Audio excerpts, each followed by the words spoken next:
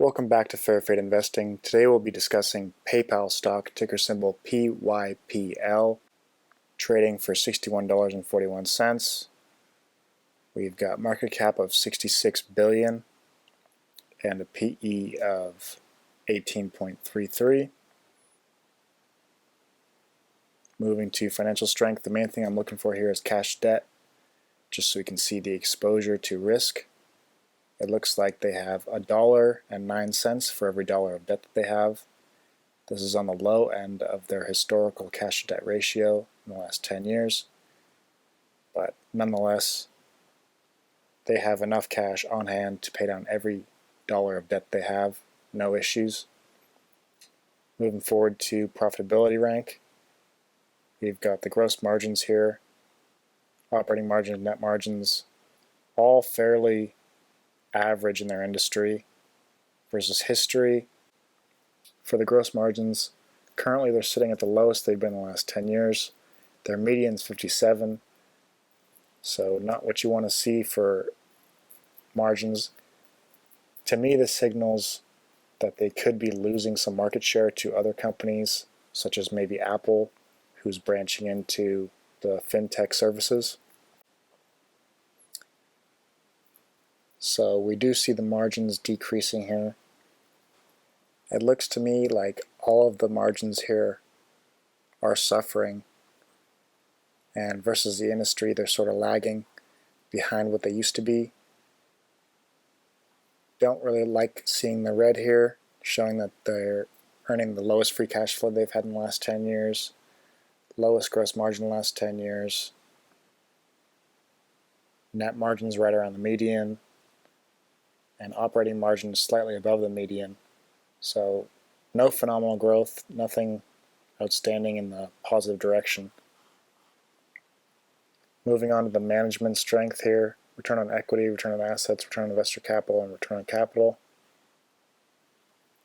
They've got some decent numbers here for management strength relative to the industry, also relative to history for return on capital and return on equity. When we look at the PE ratio, we see 18.33 as the current, 47, just about 50 as their median, so on the very low end of their 10-year PE ratio. They're not pricing in tremendous amounts of growth, maybe also hinting towards a little bit of that moat reduction. Maybe earnings are being taken by other companies in the fintech sector. On to the 12-month trailing revenue.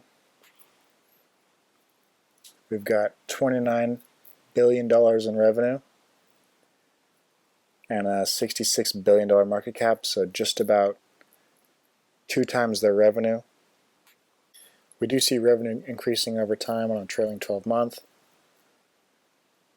Cash to debt, fairly linear. I don't see growth since 2020 here for operating cash flow. I see declining business. One thing to highlight is the company is buying back shares substantially here. But to get further insight into where this business could head in the future, let's run a DCF. So we see here annual rates per share, 10-year, 5-year, and 3-year earnings per share rates. We can use earnings per share to run a DCF or a free cash flow analysis. Looking at the 10 years, we have 15.5 priced in over the next 10 years, which gives us a margin of safety of 30%. But it looks like these rates are actually decreasing. So over the last 10 years, it's grown at 15 on average. Over the last 5, it's slowed down to 7. Over the last 3, it's slowed down to 6.8. So considering that Apple or other financial companies could be taking market share away, let's decrease this down to see what's currently priced in. So it looks like currently there's about 10% growth priced in. I'd say on a very conservative side that could be closer to maybe the 5 or the 3-year average. So let's say maybe 7.5. If the company didn't recover its market share and retained that 7.5 4% growth annually for earnings per share, then we could see some decrease in fair value. Looking at free cash flow over the 10-year, 5-year, and 3-year periods, fairly linear in comparison to the earnings per share. So switching over to free cash flow, at 17.7, we've got a margin of safety of 26%. Currently there's about 13% priced in, which is less than they've had in the last 3 years, less than they've had in the 5, less than they've had in 10. But then again, with margins decreasing, it's not exactly an optimal situation here. Not something you want to see from a business. But who knows what could happen in the future. And with that being said, this is my theoretical framework and assessment of PayPal stock, PYPL. Leave a comment below if you have questions or want a company reviewed. If you enjoyed the video, please leave a like and subscribe.